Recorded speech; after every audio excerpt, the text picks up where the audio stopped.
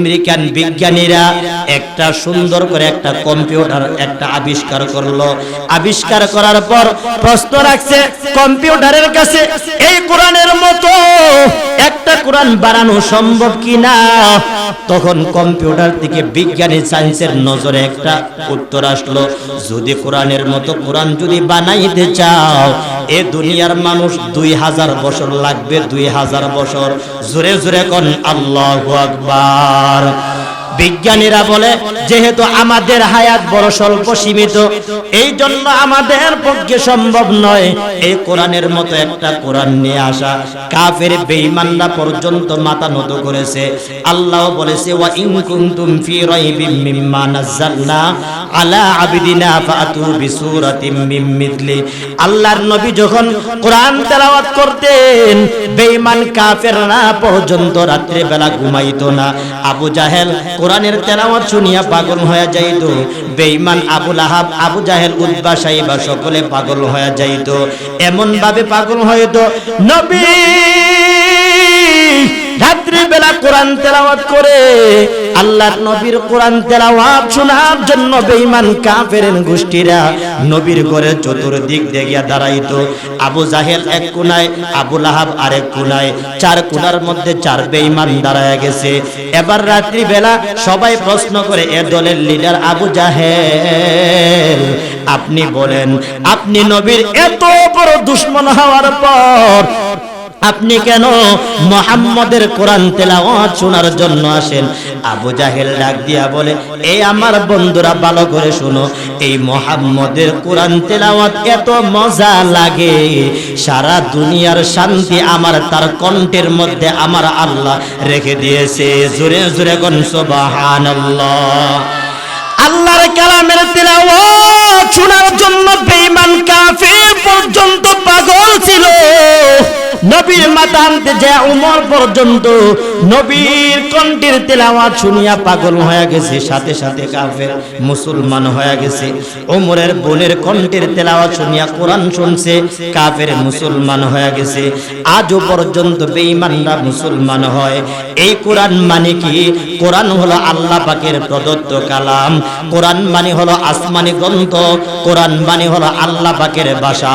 আল্লাহর নবী বলে, যদি আল্লাহর সাথে কথা বলতে চাও হে বান্দা নামাজের মধ্যে দাঁড়াইয়া কোরআন তেলাওয়াত তুমি করতে থাকো। জোরে জোরে কোন সুবহানাল্লাহ।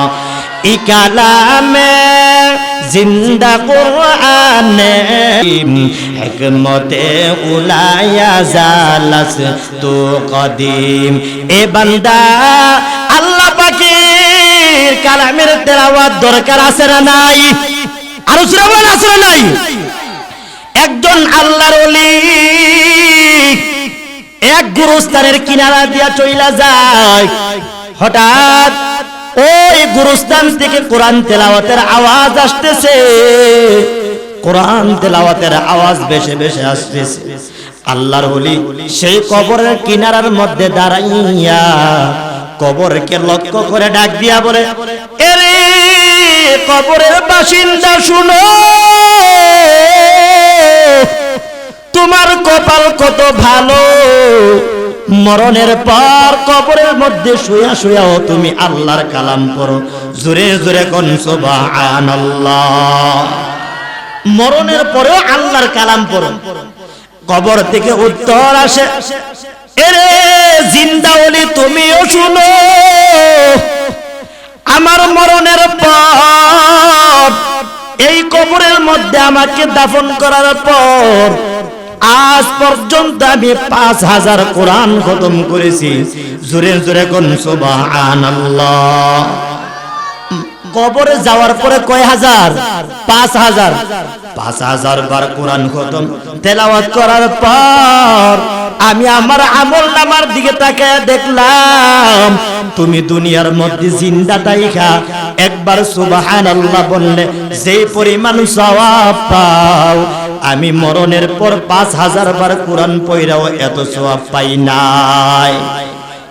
এই জন্য বান্দা যদি আল্লাহকে ডাকতে চাও মরণের আগে ডাকো। জোরে কোন ঠিক কিনা? মরণের পর যদি আল্লাহ বাঁচাও বাঁচাও কোন কাজ হবে? আর জোরে বলেন। মরণের পরে যদি জ্বর তুফান আইসা পড়ে, তখন যদি কোন যে আল্লাহ তুলির মধ্যে ডললাম টান দিয়া, জ্বর তুফান কি আপনি তুলি রাখবো নাকি সব নিয়ে যাবে? ওয়ালাইসাতিত তাওবাতু লিল্লাযিনা ইয়ামালুনাস সাইয়্যাত হাত্তা ইযা আবরা আহাদাহুমুল মাউত ক্বালা ইন্নী তুবতুল আনা ওয়ালাল্লাযিনা ইয়ামুতুন।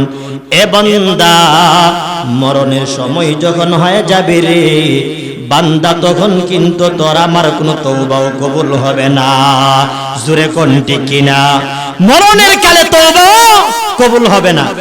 আল্লাহ কেন সময়ের কসম করছে? বান্দা, সময় থাকতে সময়ের কদর কর। মরণের সময় আসলে কিন্তু তোমার আর তখন তওবা নাই। এই জন্য আল্লাহ বললেন ওয়াল আসর, এ বান্দা সময়ের শপথ, এ বান্দা সময় শেষ হয়ে গেছে। বেঈমান সাদ্দাত, সময় শেষ। এমন ভাবে সময় শেষ হয়ে গেল, বেঈমান সাদ্দাদের সময় শেষ হয়ে গেছে। বেঈমান সাদ্দাত সে বলেছিল আল্লাহকে আমি ভালো করে মানি, ঠিক আছে, মরণের পর আল্লাহ জান্নাত দিবে এটা আমি মানি না, মরণের পর আমার সুখ হবে এটা আমি মানি না, আমি দুনিয়ার মধ্যে আমি জান্নাতটা সাজায়া লয়। জোরে কর নাউজুবিল্লাহ। আপনারা তো আস্তে আস্তে বলেন কেন? জোরে জোরে বলেন, জোরে কর না নাউজুবিল্লাহ। আল্লাহর তৈরি জান্নাতের দিকে যাবে না সাদ্দাত, নিজে নিজে জান্নাত বানিয়ে লইছে। জান্নাত বানানোর পর ফাইদা জা আজালুহুম লা ইস্তাখিরুনা সাআতাও ওয়া লা ইস্তাকদিমুন।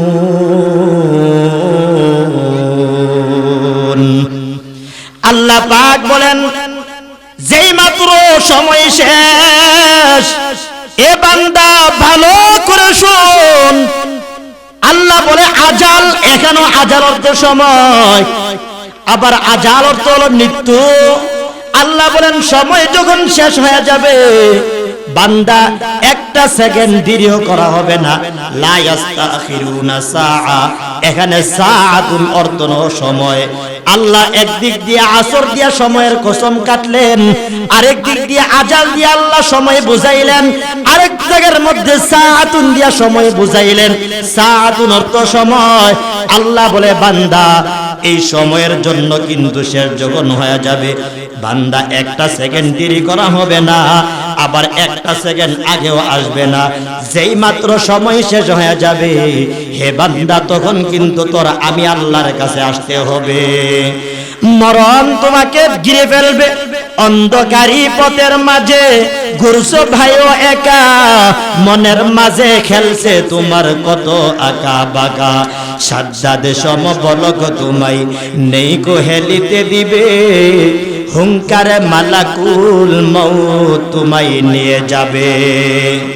সাজ্জাদ কেমন সেই বেঈমান, বেঈমান, বেঈমান।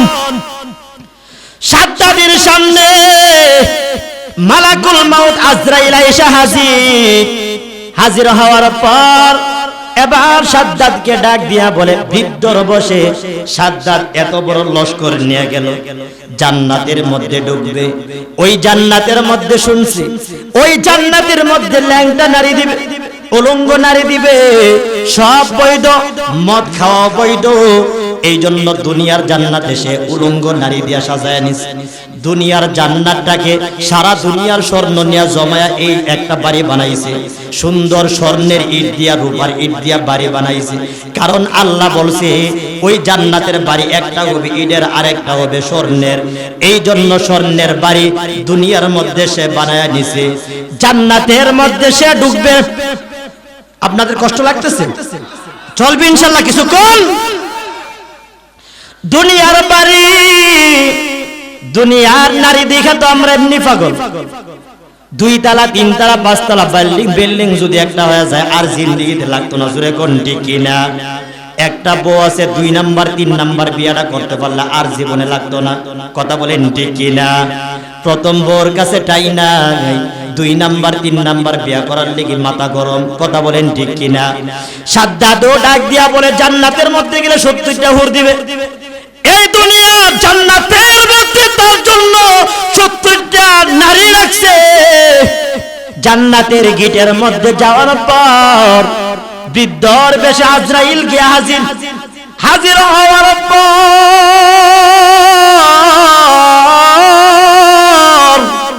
এ সাদ্দাদের ঘোড়াটার লাগামের মধ্যে ধরিয়া এবার বেঈমানকে ডাক দিয়া বলে, বুড়া বেড়া এর তো ইহিন হইতাছে না, ডাক দিয়া বলে, সাদ্দাত মাথাটা একটু নিচের দিকে আলা। এ বুইরা তুই কোথার থেকে এসছো বল? বুড়া বেড়া তো এর মাথাও গরম, বুড়া বেড়ার মাথা কিন্তু গরম হয় না। সাদ্দাত ডাক দিয়া বলে, এরে আমার প্রহরীরা, এ আমার সেনাবাহিনী পুলিশগুলি কই? তোদেরকে ফাঁকি দিয়া এই বুইরা কেমনে আসলো আমার বুঝে আসে না। বুইরা ডাক দিয়া বলে, রে বেঈমান, সুন্দর ভাবে বলে, এরে বাদশা তোমার মাথাটা আমার দিকে একটু ঝুঁকায়া দাও, আমি তোমার সাথে পার্সোনালি একটা মাত্র কথা বলবো। হে তো বেটা বাদশা, তো মেজাজটা গরম, পোশাকটাও গরম,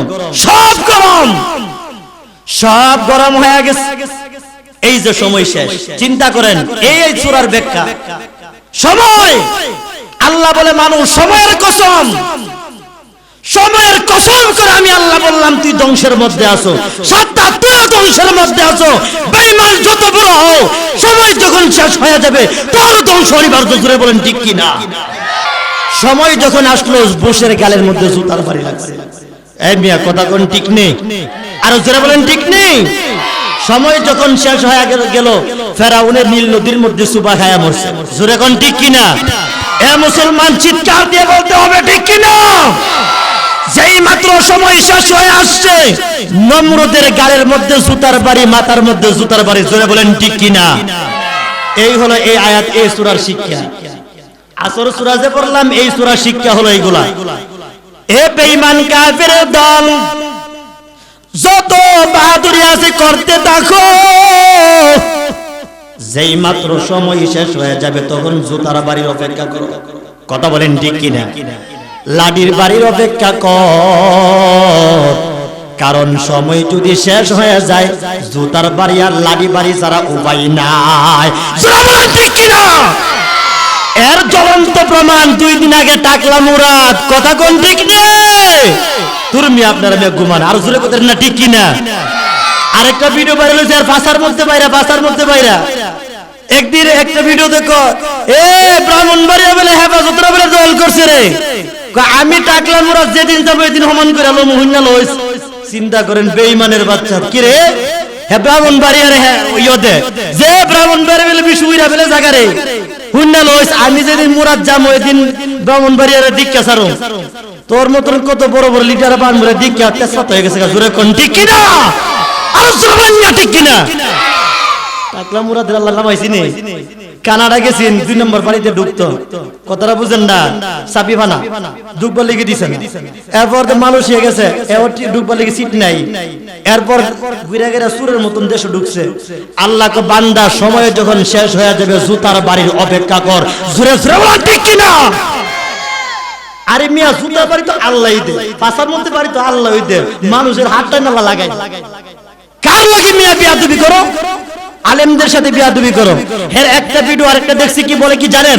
হ্যাঁ কই কি 2 দিন পরে দাড়ি থাকবে না, শিব করে দিব, শিব মোল্লার গোষ্ঠী শিব করে দিব। নাউজুবিল্লাহ জোরে কোন মিয়া? হ্যাঁ বলে শিব করে দিব, মোল্লার গোষ্ঠীর ওয়ার্নিং দিছে শিব করে দিব, তোরই আল্লাহ শিব করে দিছে। কথা বলেন ঠিক কি না? হ্যাঁ সাইজ করে লে ভগল মোল্লারা সাইজ ব্রাহ্মণবাড়িয়ার নাম লিয়া। এর দ্বারা প্রমাণ হয়ে গেছে সারা দুনিয়া, এই বাংলাদেশে যত বেঈমান আছে ব্রাহ্মণবাড়ির একটু এক্সট্রা নজরে শ্রদ্ধা করে। জোরে কোন ঠিক কিনা?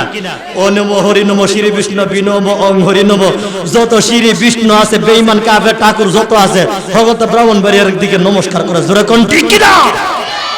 এই হলো ব্রাহ্মণবাড়িয়া। বেঈমান কাফের সাদ্দাত বেঈমানেরও আল্লাহ সময় শেষ করে দিছে।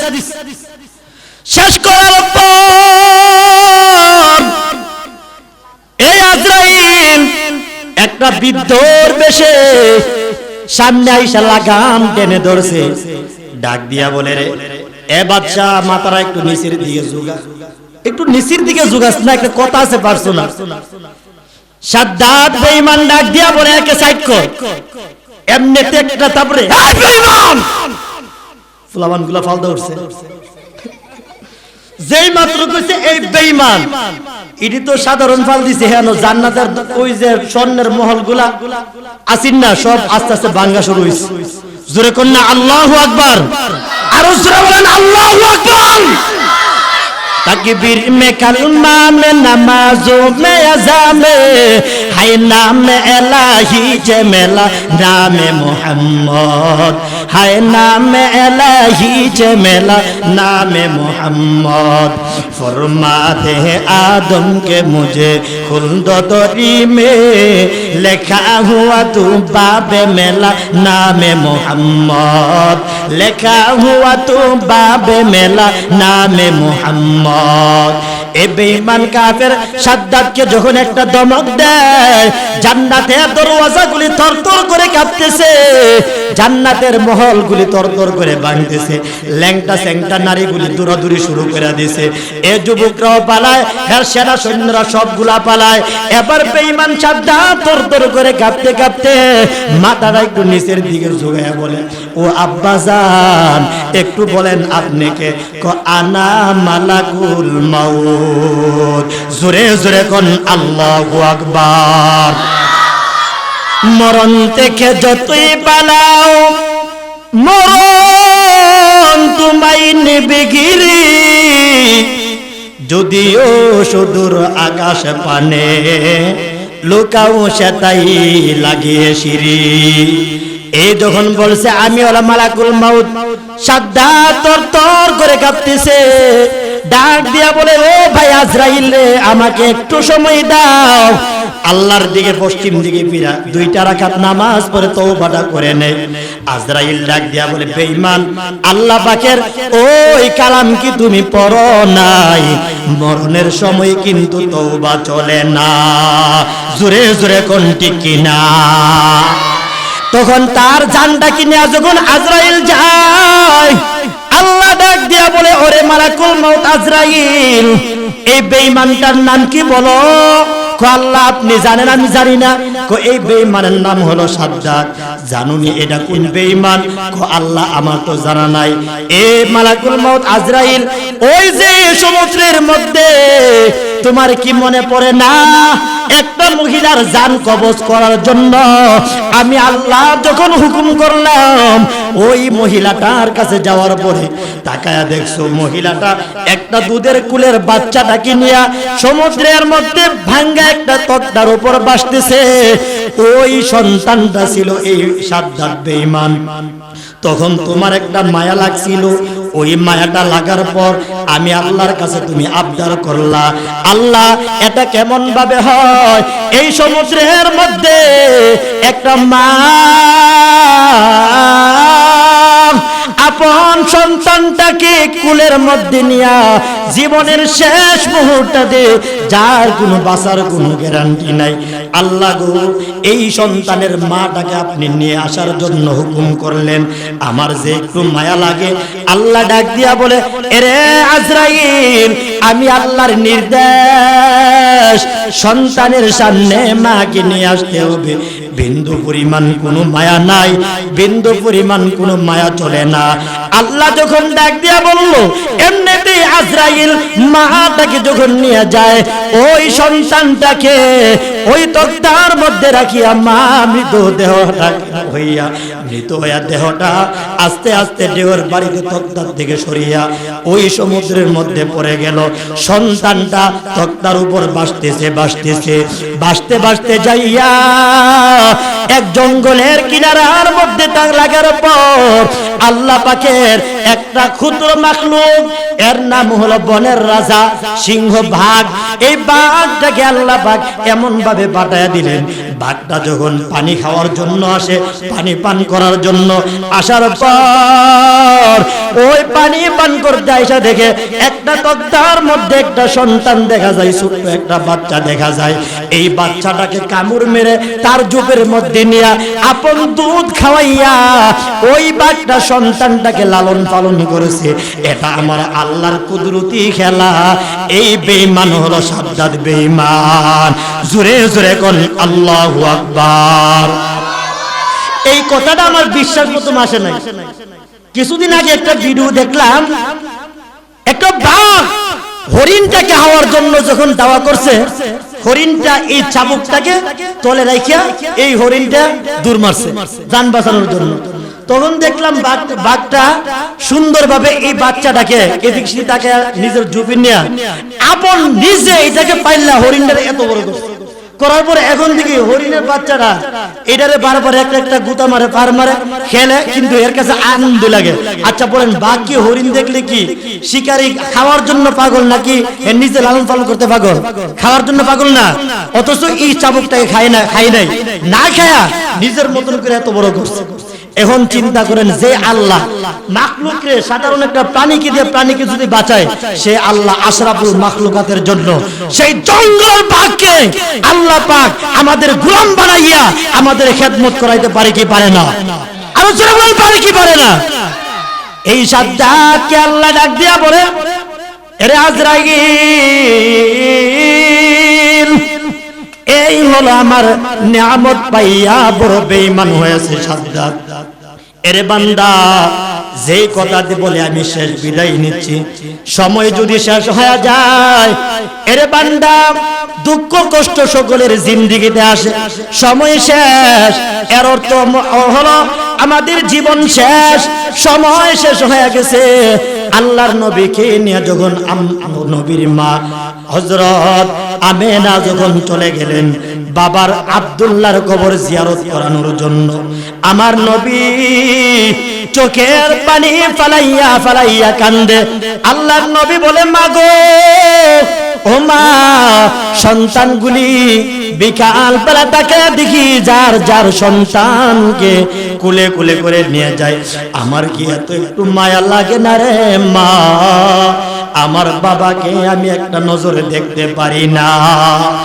এ মা, আমার বাবা কই? ও মা, আমার বাবা কই? মা ডাক দিয়া বলে, রে এরে মুহাম্মদ, বাবা তুই আমার সাথে চল। এবার আল্লাহর নবীর মা সন্তান মুহাম্মদকে নিয়ে চলে গেলেন। নবীজির কান্নার দিন, নবীজির মার দাসী উম্মে আইমানকে নিয়ে গেল।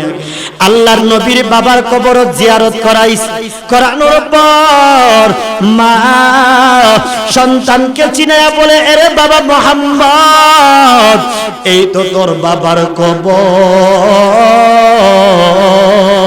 এই যে তোর বাবার কবর, তোর জন্মের 6 মাস আগে তোর বাবা দুনিয়ার থেকে বিদায় নিয়ে চলে গেল। এরে বাবা, বাবার কবরের মধ্যে গিয়া মা ওই সন্তান আমাদের নবী, প্রিয় নবী মুহাম্মদ ডাক দিয়া বলে, বাবা গো, একটু কে তোমার মনে চায় না রে বাবা? বাবা একটু তুমি উঠো, আমি সন্তানকে একটু কুলের মধ্যে নিয়ে আমাকে একটু তুমি আদর করে দাও। ও বাবা, তোমার কুলে উঠতে আমার মনে চায়, আমার বড় মনে চায়। এবার মা ডাক দিয়া বলে, রে মুহাম্মদ, এ বাবা নাই, এ বাবা তোর তো এখন চিৎকার করে কোনো লাভ নাই, আয় বাবা চলে যায়। নবীর মা নবীকে নিয়ে যখন মধ্যে 4টি বছর হালিমাতুস সাদিয়ার কুলে কাটাইছে। 4টি বছর, এমন 4টি বছর আরবের নিয়ম অনুযায়ী আল্লাহর নবী জন্মগ্রহণ করার পর নবীকে হালিমাতুস সাদিয়া নিয়ে গেল। মাত্র 2টা বছর নবীকে পাইয়া মা এত পরিমাণ খুশি ও হালিমাতুস সাদিয়া নবীকে দিতে চাই না, কারণ আমার নবী হলো ইয়াতীম।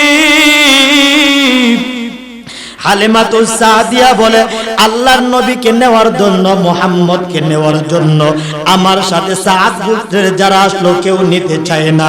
হালিমাতুস সাদিয়া বলে, সবাই একটা একটা করে সন্তান নিয়ে গেল, কিন্তু আমি যে একটা দুর্বল,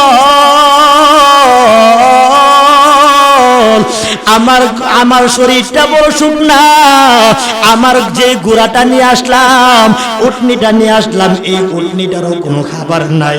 আবার আমার কোলের মধ্যে আরেকটা সন্তান আমার এতিম হইয়া এই মক্কার নগরীতে ঘুরলাম। আমিনার দরওয়াজার মধ্যে কেউ যায় না, আমিনার দরওয়াজার মধ্যে কেউ যাইতে রাজি না, কারণ এই মুহাম্মদের বাবা নাই, মুহাম্মদ নবীর বাবা নাই, মুহাম্মদ নবীর বাবা নাই বলে এই জন্য কেউ এই এতিম সন্তানটাকে নিতে চায় না। হালিমা তো সাদিয়া ডাক দিয়া বলে, স্বামীকে ডাক দিয়া বলে, স্বামী রে, আমরা যদিও দুর্বল কিন্তু মুহাম্মদকে আমরা নিতে চাই, কপালের মধ্যে যা আছে তা হোক, কিন্তু ইয়াতিম নবীকে না নিয়ে যাইব না। জোরে জোরে কোন আল্লাহু আকবার, আরো জোরে বলেন আল্লাহু আকবার। হালিমা তো সাদিয়া বলে, ওই মুহাম্মদ যদিও ওর বাবা নাই, এখন যদি সন্তান ছাড়া যদি যায় তাহলে সাদ গোত্রের লোকেরা আমাকে দেখে মজা করবে, বলবে হালিমা তোর বুঝি শরীরের মধ্যে গোশত নাই, মাংস নাই, তোর শরীরে বুকের মধ্যে দুধ নাই, তোর উটনিটারও দুধ নাই, এই জন্য আরবের লোকেরা তোর কোলে একটা সন্তানও দেয় নাই। এই আমার স্বামী মানুষের কথা শোনার চাইতে এই ইয়াতিম সন্তানটাকে নিয়ে আমার জীবনটা কাটায় দিব। এমনিতে আমার নবীকে যখন নিতে যায়, আমিনা চোখের পানি ফালাইয়া কান্না করে বলে, আমার সন্তানটাকে ভালো করে রাখো, আমার একটা মাত্র সন্তান, আমার স্বামীও নাই। ওই সন্তানটাকে যখন দেয়া দিল, চাঁদের চাইতেও সুন্দর আমার নবী, ওই সন্তানটাকে পাইয়া হালিমা যখন কোলের মধ্যে নিল, হালিমা ডাক দিয়া বলে, আল্লাহ পাকের কসম খাইয়া বলে, এরে উম্মতে মুহাম্মদের দল শুনো, ওই সন্তান মুহাম্মদটাকে আমি কোলের মধ্যে নেওয়ার পর আমি তাকায়া দেখি আমার উলানগুলি দুধে পরিপূর্ণ হয়ে গেছে। জোরে জোরে কোন সুবহানাল্লাহ। এরে উম্মতে মুহাম্মদের দল, আমাকে রাখিয়া আমার গোত্রের লোকেরা এরা একদিনের পথ আগায়া গেছে, 3 দিন লাগে আমার বাড়ি পর্যন্ত যাইতে, একদিনের পথ আগায়া গেছে, আর 2 দিনের পথ বাকি আছে।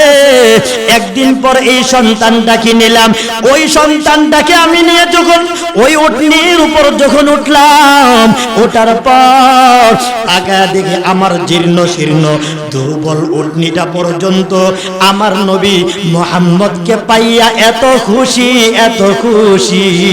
উটনিটা এমন ভাবে চলতে লাগলো, উটনির শরীরের শক্তিগুলি দ্বিগুণ থেকে 3 গুণ হয়ে গেল, শরীর ভরপুর হয়ে গেছে, উটনির উলান পর্যন্ত ভরপুর হয়ে গেছে। একদিনের পথ পাড়ি দিয়ে যাওয়া আমার সাথীগুলি যখন যাইতেছে, আমি অল্প সময়ের মধ্যে এদেরকে ধরে ফেললাম। ধরার পর উটনি যখন এদেরকে ওভারটেক কইরা চলে, এমনি আমাকে আমার কওমের লোকেরা ডাক দিয়া বলে, এরে হালিমা শুনো, তোমার কোলে কি ওই সন্তান যেই সন্তানের বাবা নাই? হালিমা তখন ডাক দিয়া বলে, হা। এরে হালিমা তোর কপাল ভালো, তোর উটনি কি ওই উটনি নিয়ে যে উটনি নিয়ে তুই মক্কার মধ্যে ঢুকছো? বলে হা। হালিমা ডাক দিয়া বলে, আমার কুলের মধ্যে এমন সন্তান নিয়ে আসছি, যেই সন্তানটাকে নিয়ে আমি উটনিটাকে বহন করার পর উটনিটা আমাদেরকে নিয়ে তোমাদেরকে রাইখা সামনের দিক দিয়া চলতেছে। জোরে জোরে কোন আল্লাহু আকবার। দুর্বল উটনি সবল হয়ে গেছে, ওডে উটনির এই উলানটা দুধে ভরপুর হয়ে গেছে, হালিমার দুধ ভরপুর। এর পর্দার অন্তরালের মা, ও মা, তোমাদের কপাল কত ভালো, কারণ তোমরা হলে নবীগণদের মা। জোরে জোরে কোন ঠিক কিনা? এ মা তোমরা নবীগণদের মা, ওলিদের মা, ও মা হাফেজ কুরআনদের মা, এ মা তোমরা আমাদের মতো মুফতি সাহেবের মা, আমাদের মতো মসজিদের ইমামদের মা, ও মা তোমার কপাল কত ভালো গো, তোমার গর্ভে থেকে একজন আল্লাহওয়ালা পয়দা হয়, তোমার গর্ভে থেকে একজন নবী দুনিয়াতে আগমন করে। হালিমাতুস সাদিয়া আমার নবী মুহাম্মদ যে এত বড় দামি নবী সেও জানতো না। এতিম নবী পাওয়ার পর সে বরকতের দ্বারা ভরপুর হয়ে গেছে। হালিমা বলে যেই দিন থেকে তাকে দেখি আমার উলান ভরপুর, আমার উটনের উলান ভরপুর, আমি শুধু তা নয়, আমার মুহাম্মদকে আমি কোলে নেওয়ার পর আমার ডান স্তনের মধ্যে মুহাম্মদের মুখটা যখন লাগাইয়া দিলাম, তখন মুহাম্মদ তৃপ্ত বইরা এমন ভাবে দুধ পান করে, তখন আমি আবার তার মুখটাকে বাম উলানের মধ্যে লাগাইলাম। বাম স্তনের মধ্যে লাগানোর পর তাকে দেখি ওই স্তনের মধ্যে মুহাম্মদ কোনো টান দেয় না। জোরে জোরে কোন সুবহানাল্লাহ। তখন আমি কারণ খুঁজতেছিলাম, তখন আমি কারণ হিসাবে পাইলাম এই স্তনের মধ্যে দিলে মুহাম্মদ দুধ পান করে, আর ওই স্তনের মধ্যে আমার যে আপন সন্তান, দুধের সন্তান, ওই সন্তানটা তার জন্য আমার নবী মুহাম্মদ তার বাগটা পরিপূর্ণরূপে রাইখা দেয়। জোরে জোরে কোন সুবহানাল্লাহ। আমার নবী শিশুকালেও আমানতের খেয়ানত করে নাই, অন্যের সম্পদ বহন করে নাই, আপন আপন বন্টন করে নিয়ে গেল। এমন নবীর উম্মত হইয়া আমরা কি করি? আপন জোরে, হাতের জোরে ভাইয়ের সম্পদ, বোনের সম্পদ মারা খাই। এখন ঠিক কিনা? আরো জোরে বলেন ঠিক কিনা? এরে বান্দা, আমার নবীকে নিয়ে যখন ওই যে বললাম মা আমেনার সময় শেষ হয়ে গেল, ওই সময়ের ওয়াজ করতে যায়া, সূরার আলোচনা করতে যায়া, যখন ওই মা আমেনা তার ওই বাড়ির দেশ দিয়ে যখন চলে আসে, এমনিতেই নবীর মা আমেনার বুকের মধ্যে একটা ব্যথা শুরু হয়ে গেল। নবী তখন চোখের পানি ফালাইয়া কান্দে, এমন জোরে কাঁদতেছে। উম্মে আইমানকে আমার নবীর মা ডাক দিয়া বলে, এরে উম্মে আইমান, আমার দিলটা একদিন হয়ে গেছে, আমি আর দুনিয়াতে থাকব না, আমার এখন বোধহয় সময় হয়ে গেছে, আমার এখন চলে যেতে হবে। এরে উম্মে আইমান, আমার সন্তানটাকে তুই ভালো করে দেখিস, আমার সন্তানটা আমার বড় আপন। 6টা বছরের মধ্যে 4টা বছর আমি এর লালন পালন করতে পারি না। এরে উম্মে আইমান, আমার সন্তানটার চেহারাটা চাঁদের চাইতেও সুন্দর, আমার সন্তানটাকে যেন কোনো চোরে চুরি করে না নিয়ে যায়, কোনো জঙ্গলের হিংস্র প্রাণী যেন না নিয়ে যায়। এরে উম্মে আইমান কুলের মধ্যে রাখে আনে। এবার উম্মে আইমান চোখের পানি ফালায়া কান্দে, আমার নবী চোখের পানি ফালায়া কান্দে, ডাক দিয়া বলে, রে মা, ও মা গো, তুমি কেন কান্দো গো? আমার নবীর মা নবীকে কুলের মধ্যে নিয়া চোখের মধ্যে চুমু খায়, টুটের মধ্যে আমার নবীর মা চুমু খায়, আমার নবীর মা নবীর বুকের মধ্যে চুমু খায়। ডাক দিয়া বলে, রে বাবা, আর বোধহয় আমার সাথে আর তোর দেখা হবে না। এ বাবা, আমার বোধহয় আর তোর সাথে দেখা হবে না। নবীর মা দুনিয়া বুকের মধ্যে আগলিয়ে ধরে শুধু চিৎকারের আওয়াজ, চিৎকারের আওয়াজ। নবীও কান্দে, উম্মে আইমানও কান্দে, আসমানের ফেরেশতারা আমার নবীর বিরহে কান্না করতেছে, আসমানের ফেরেশতারা নবীর চোখের পানির সাথে তাল মিলাইয়া কান্দে। এবার আল্লাহ পাকের দরবারে মায়ার জোশ উঠে গেল। এরপরেও কিন্তু নবীর মার সময় শেষ, আজরাইল আয়েশা হাজির হয়ে গেল। এবার নবীর মার জানটাকে নিয়ে নিয়ে যায়। আল্লাহর নবী বলে আমার মতো কষ্ট জগতের মধ্যে কার আছে বলো? নবী বলে আমার জন্মের 6 মাস আগে বাবা নাই, 6 বছরে আমার মা নাই, 8 বছরে আমার দাদা নাই। আবার আমার নবুয়ত লাভ করার পর যেই চাচা আমার ডান হাত ছিল, ওই চাচা আমার সুখে দুঃখে সর্বদিক দিয়েছিল আবু তালিব, সেও দুনিয়ার থেকে ইন্তেকাল করেছে। কিন্তু আমি নবীর নবুয়তের সার্টিফিকেট পাইয়া সেও স্বীকার করেছে, কিন্তু জান্নাতের মেহমান হতে পারে নাই, সেও জাহান্নামের মধ্যে চলে গেছে।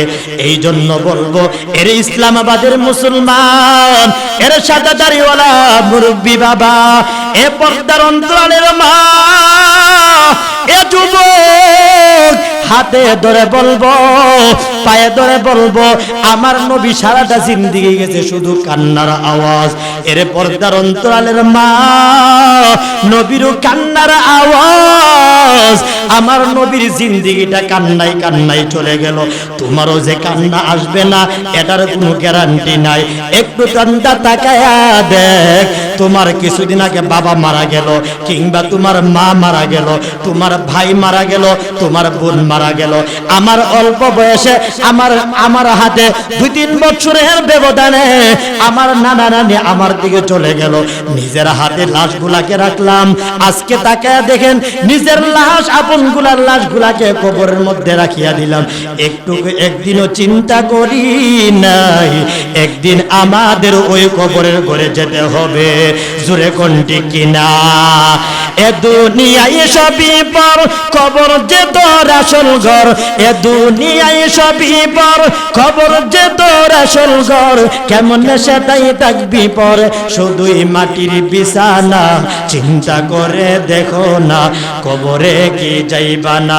যেই কবরে আল্লাহ ছাড়া বন্ধু কেহ থাকবে না, যেই কবরে আল্লাহ ছাড়া বন্ধু কাউকে পাইবা না। চিন্তা করে দেখো না কবরে কি যাইবা না। জোরে কোন ঠিক কিনা? এ বান্দা আমাদের কবরে করে একদিন যেতে হবে, কথা বলেন ঠিক কিনা? এ কবরে যাইবেন না কেন? হাত তুলেন তো দেখি। ও আল্লাহ, সবাই যাবেন? ও হেরা হাত তুলেছে, কবরে যাইতো না। দেখছেন, চিন্তা করছেন? হেরা কবরে যাইতো না।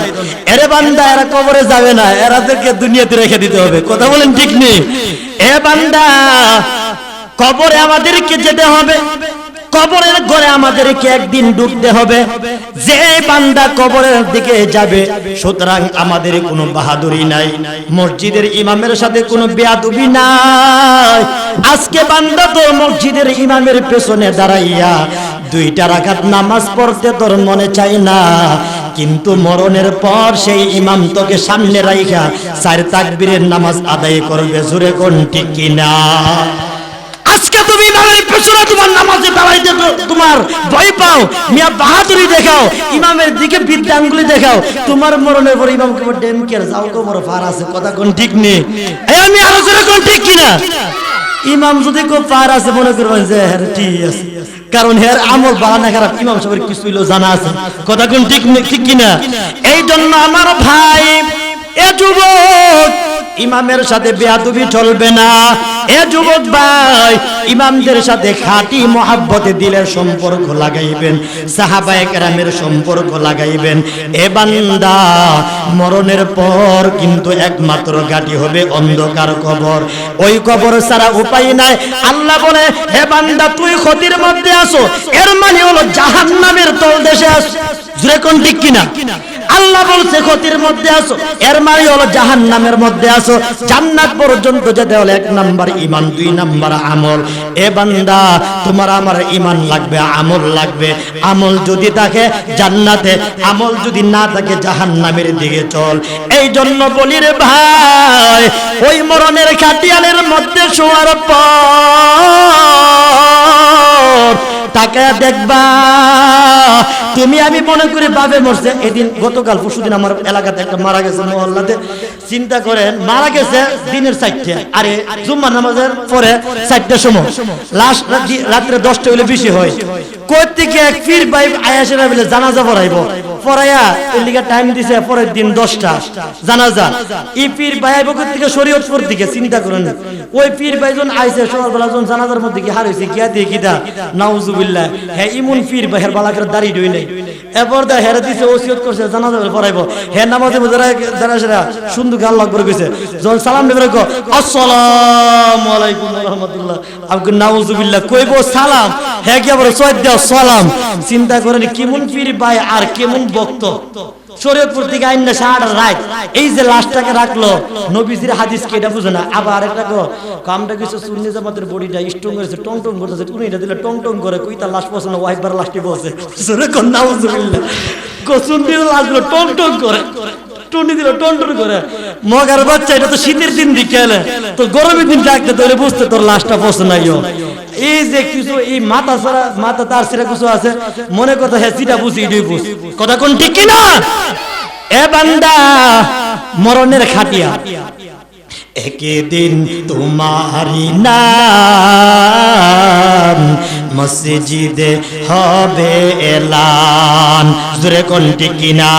তৈরি দেখো মন তৈরি রেখো, তৈরি দেখো মন তৈরি রেখো, কবরের মাল সামান একদিন তোমারি নাম মসজিদে হবে এলান, জোরে কোন ঠিক কিনা?